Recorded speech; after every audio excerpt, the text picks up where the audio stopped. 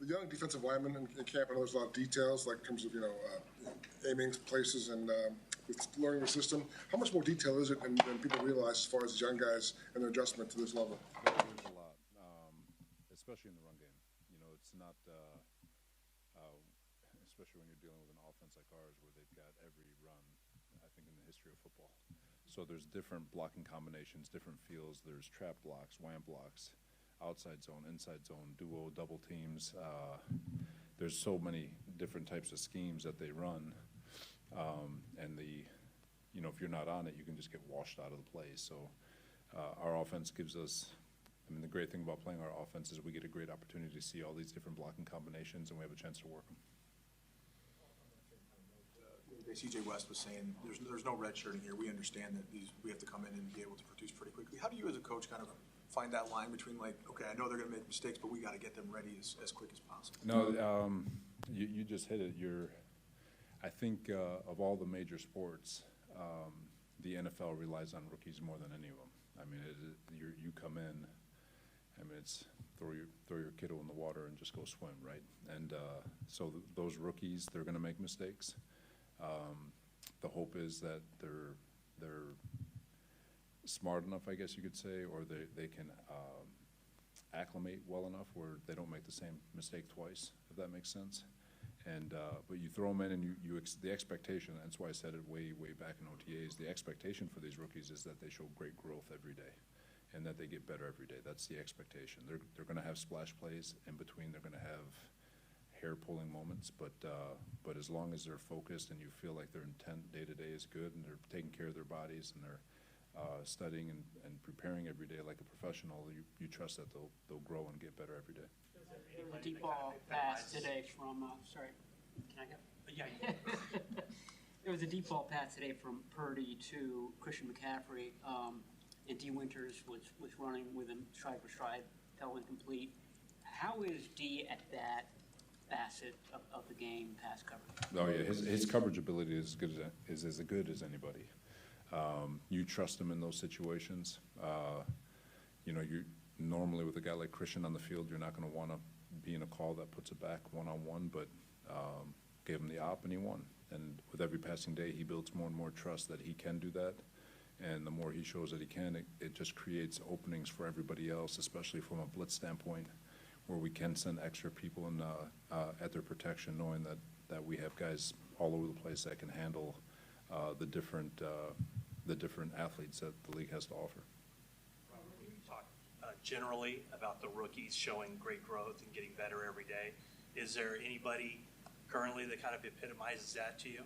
Yeah, I knock on wood. We love this rookie class. That they're all attacking every moment. I know Fred spoke pretty candidly about Upton Stout. He's doing a hell of a job. Alfred's been getting better every day, getting his legs underneath him, showing some really good progress in the run game. CJ's been showing good stuff in the run game. Michael, obviously, it's hard to see in there, but his pass rush on the inside's been fantastic. And even Siegel, safety, is coming along really strong and doing a really nice job. So just overall as a group, they're getting better. They're competing. Going against a really, really precise offense. Our offense has been rolling out for 8 years, and so the precision at which they operate is pretty damn good. So they're getting all they're getting all they can handle as rookies. It's as hard as it's going to get for them going against our offense and all the different things they do, but they're showing that it's not too big for them. What does Michael do that makes him an effective interior rusher? You know what? He's got great feet. He's kind of awkward because he's long, he's tall. He's not a traditional three technique. So he's got great foot speed and strength and power and length he's shifty. He can get outside his frame. I'm trying to figure, it's different for guards to go against a guy like him. And he's so good with his hands. He's so good with his feet. He plays with great pad level. He's got power. So he's a three-way player. He can run around you. He can run through you. He can counter. And, he's showing all of it off. And, and he still has a long ways to grow. So, like I said, he's going to be a good football player in this league. And it may not come this year, but you could see it through practice that this kid, once he gets it, it's going to be special. You said knock on wood. I mean, as you know, I mean, the odds are all these defensive rookies are not going to be all of the NFL starters. It doesn't mean it could, right? But Everything else is hard. But I mean, are you kind of like, geez, this is going well? I mean, you kind of joking about not wanting to jinx it, but are you just pleasantly surprised just because, you know, the future really is unknown? It is. You know, like I joke with Kyle that shoot, if you hit 50% of your draft picks in a year, that's a hell of a draft class, you know.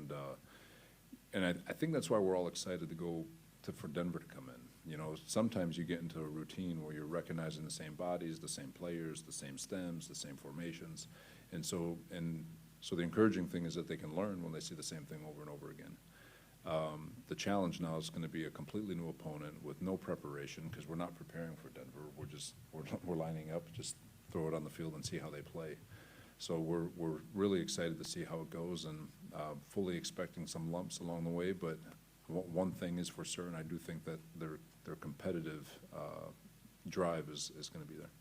What do you like about Bradley and Nye? He was really good at Utah, and he really killed it in the, I guess, the UFL. I know you had him with the Jets. Yeah. You know, Bradley, he came to us at the Jets from Dallas as a practice squad guy, gave us an op to work with him. We were all really excited to work with him. We thought that he had a legit chance to make a really good roster D-line room in New York, and he tore his ACL during OTAs, and which set him back. Proud of him. He found his way. He had a really successful season. So he's here. He's a good player. You know, I'm not going to say who I compare him to, but he's a very smart, effective player. He's got great versatility. So it's a great opportunity for him. Hope he takes advantage of it. So it's too early to have lineups at this point. We're just about to go into the first preseason game. But yesterday when Kyle was talking and he was asked about Upton Stout, he pretty much said that, I can't remember exactly what he said, but he said something about, like, that's why he's separating himself, or, like, that's why he's out in front of, like, the other guys. When you go through the holes that you have to fill in that defense, is Upton kind of one of those ones that you're almost for sure he will have a starting spot? No, to piggyback off Kyle, you could probably say is the inside track in a very long race. And, you know, we still have 3 preseason games. He's still got to show that he can do what he's been doing against different competition. He's still got to show he can tackle. So there's still a lot of things that he has to show, same with all these rookies. So you can say he's got the inside track, but like I said, we're in a marathon, and we haven't completed the first leg yet. So Robert, when you took this job, you know, at that time, there were guys under contract still that are no longer here. You know, what did Kyle or whatever, you know, did they kind of outline to you, like, you're going to have a different defense? I mean, yeah, no, there's. You've got a big job ahead of you. We knew what we were getting into. But that's the exciting part, you know, like to go do it again. You know, it's we're going to do it again. Is this really missing? I mean, I know it's different. You have this many rookies, you know, in 17. But I guess what are the similarities and differences between the two experiences? It is different. You know, that the similarity is a bunch of people learning a whole new system. There's possibility that there might be 8 new starters on defense, and the difference being a lot of them are rookies where, you know, you still had Jimmy Ward, you had Tart, you had K'Wan Williams, you had some veteran presence along with the D-line, you had Buck and Armstead, linebacker room. I think we brought in a whole bunch of new people after our first year. But but the challenge is the same in the sense that there's a lot of new people here too. You got Pinnock is new, you got Richie Grant, Neal, Trey Brown. There's a bunch of new players here too, and it's a really cool mixture of veterans along with a bunch of young guys who are kind of injecting a lot of renewed youth into the vets. You know, they're out there making plays. It's exciting, and they've got great intent. to all of them. They got great football character where they're constantly fighting every single day to find the little nugget to get better, which makes Fred want to go talk to one of them to help them out, which makes Lenore want to talk to these guys, and they're making it fun, and they just got to keep competing at the level they're trying to compete at. Cool. Thank you guys. Appreciate you.